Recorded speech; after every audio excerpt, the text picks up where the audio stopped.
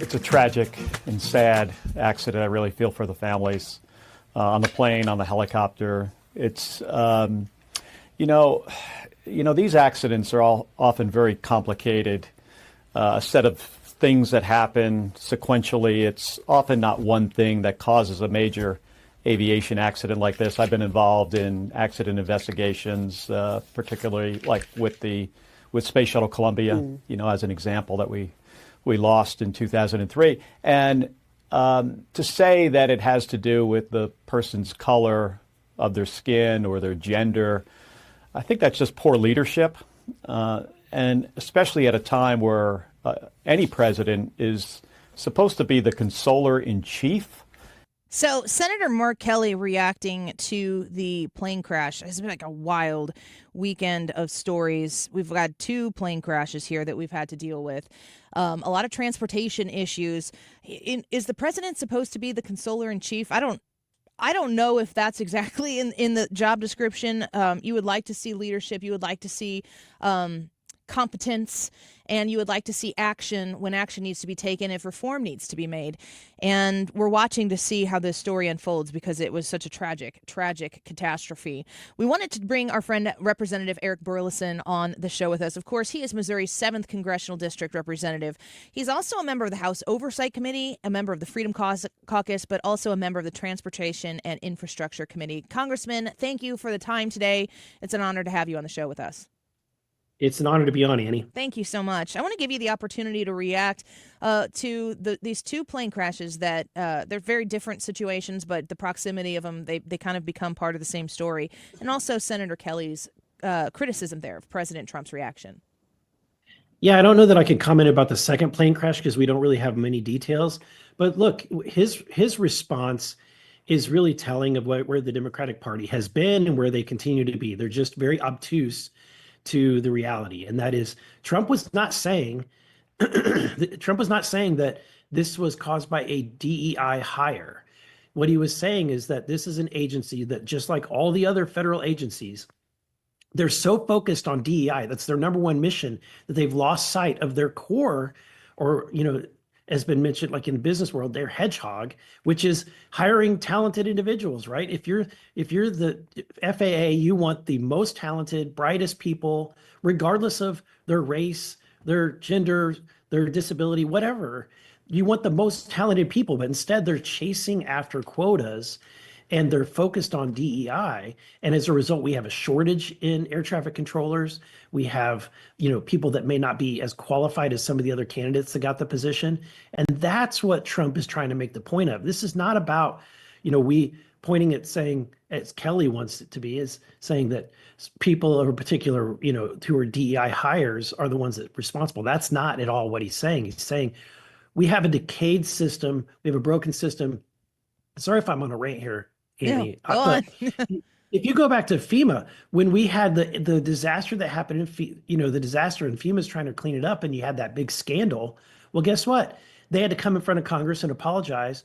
And their number one priority was not hiring competent people. It's hiring based on DEI.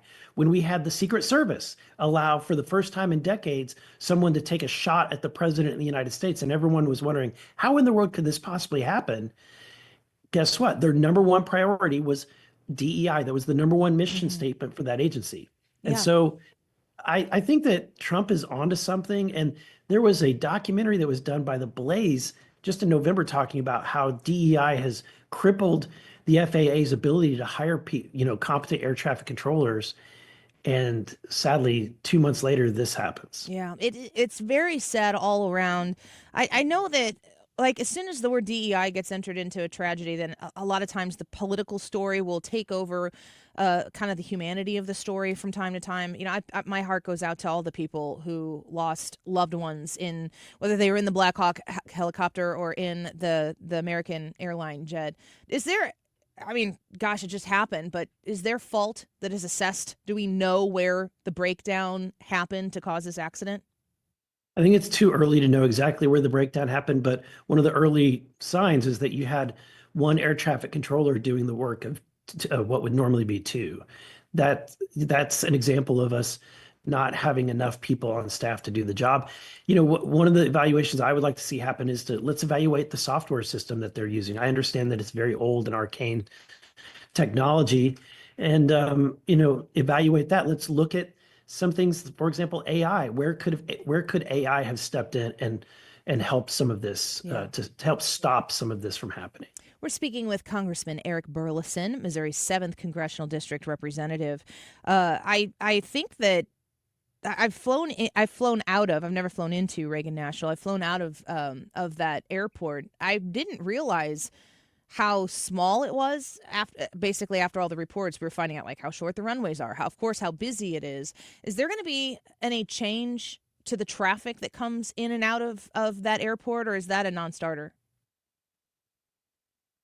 I'm pretty sure it's a non-starter. It's the one airport that every member of Congress uses to get in and out. It is a very popular airport, and also, if anything, there's more demand at that airport. So it's got increasing demand, increasing volume. I think that the question we ought to be asking is, can we not operate in the same space here? Can the FAA not figure out a way in which the military can run exercises with their helicopters and at the same time not crash into a plane? Yeah, that's a good place to start as well. I'm reading from a report here from earlier in January where you, along with several of your colleagues there in the House of Representatives, are looking to dismantle the ATF, the Bureau of Alcohol, Tobacco, and Firearms and Explosives. And I know that, people look at these tragedies here and they think maybe more regulation is needed. And we've seen a lot of conservatives, a lot of Republicans, and certainly President Trump talk about less. The Doge effort, I remember them saying, what do we have, like 420 something agencies? He was saying he thinks he can get it down to 99.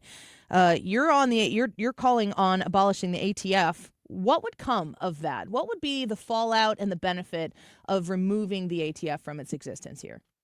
Yeah, I love this question because, being a former state lawmaker, one of the first things you recognize is that the Missouri statutes overlap almost completely with federal firearm laws. And the people that are actually enforcing the laws are your rank and file, like sheriff and sheriff's office, your local police office, your highway patrol. They're the ones that are actually enforcing both the federal and the state laws.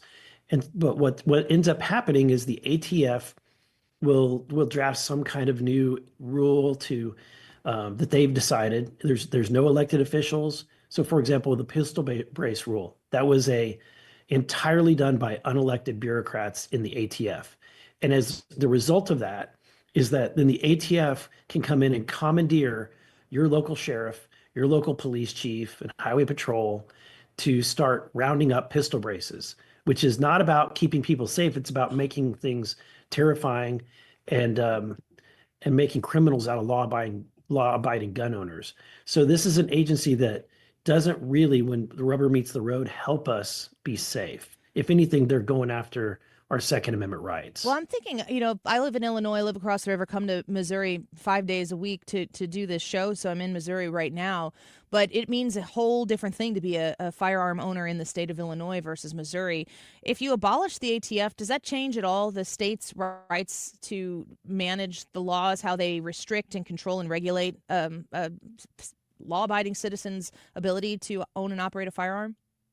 Yeah, that's a great question. At the end of the day, it wouldn't change much because your local law enforcement, your state, Missouri and Illinois, both have laws on the books pertaining to how people should handle firearms, purchase them, all of that. So at the end of the day, the ATF is a duplicative agency. Not only do they overlap your state and local government, but they overlap a lot of federal agencies as well. By abolishing the ATF, you're not eliminating the laws per se. I have another bill that does that. But if the laws were in place, the FBI or U.S. Marshals Service, some other agency could step in and do that if they decided. But at the end of the day, it's a duplicative agency. And look back at the history of this agency. It is responsible for some of the most embarrassing moments in U.S. history. You had Ruby Ridge.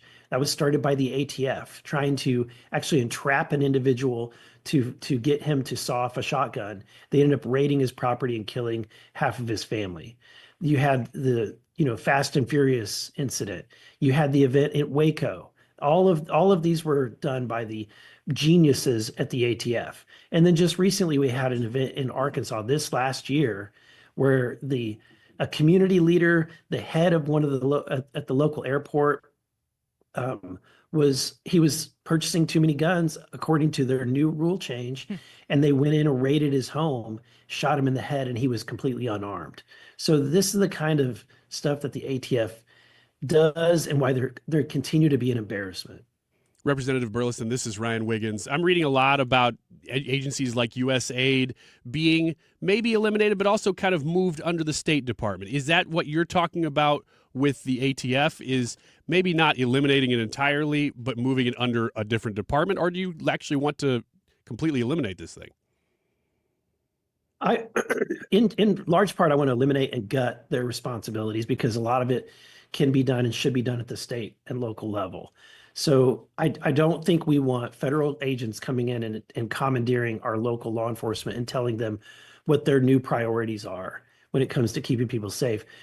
Our local sheriff, your local police chief, they all know what's best for your community, and they don't need to have a federal bureaucrat changing those priorities for them. Now, I'm excited about the effort to eliminate the USAID program. This is a black program. It shovels out billions and billions of dollars. Most of it is CIA slush fund stuff, and a lot of the money goes to things that are just, for example, the Wuhan gain of function stuff was funded through USAID. Anytime you see something that's really questionable, it's usually going through that program. We're speaking with Congressman Eric Burlison, representing Missouri's 7th Congressional District. Before we let you go, I see you're a member of the House Oversight Committee.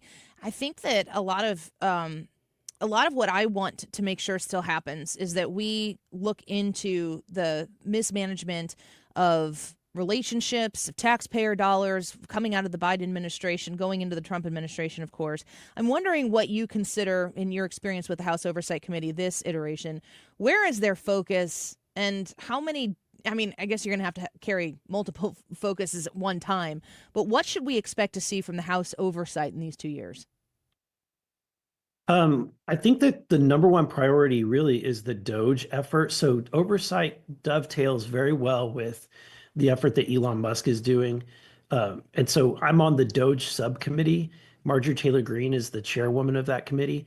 And you're going to see, for example, I'm on a text thread. We're planning some of the upcoming hearings. One of the hearings will be about all of the waste and mismanagement that the NGOs were doing, especially in helping to exacerbate the immigration process. So that will be probably one of our very first hearings, where we'll probably have a hearing about some of the wasted programs like in PBS and in NPR. I think it's long past overdue that we are still subsidizing someone that basically competes with you, right? Like, this is a federally funded agency. We would scoff at the idea. In fact, we scoff at federally funded or government funded speech in other countries and talk about it being government speech, and yet we do it here in America. And because we have Big Bird, it's hard to eliminate these programs. But at the end of the day, I think that they would survive just fine on their own, and should survive. But we'll have hearings on that, along with a lot of the waste that happens in Medicaid. There's a lot of fraud in Medicaid, and that's where a lot of money that is wasted, as well as a lot of money that was wasted in COVID and some of the PPP loans and other things we'll be investigating. What I'd like to see is no taxpayer dollars, like the Hyde Amendment says, going to any facility that provides abortion, whether or not Planned Parenthood says that they use those dollars on abortion. Let's take what we have been giving Planned Parenthood and let's give it to, as a Republican-led effort, adoptive services across the country. Mm-hmm. I would love to see that. I love that too. I think that we personally, our family donates to pregnancy care centers because we just understand the need for that. And it's, I think it's more, as a Christian, I'm personally a Christian. I think that have an individual responsibility to care for the people in need, and I think that I think they do a much better job with those dollars than a government funneling it through a government program. Yeah, I agree. Thank you, Congressman Burlison, for being here with us today. I know there's going to be plenty to talk about in the weeks to come, so come back soon. We'd love to have you. Would love to be back. Thank you, Annie. Thank you very much.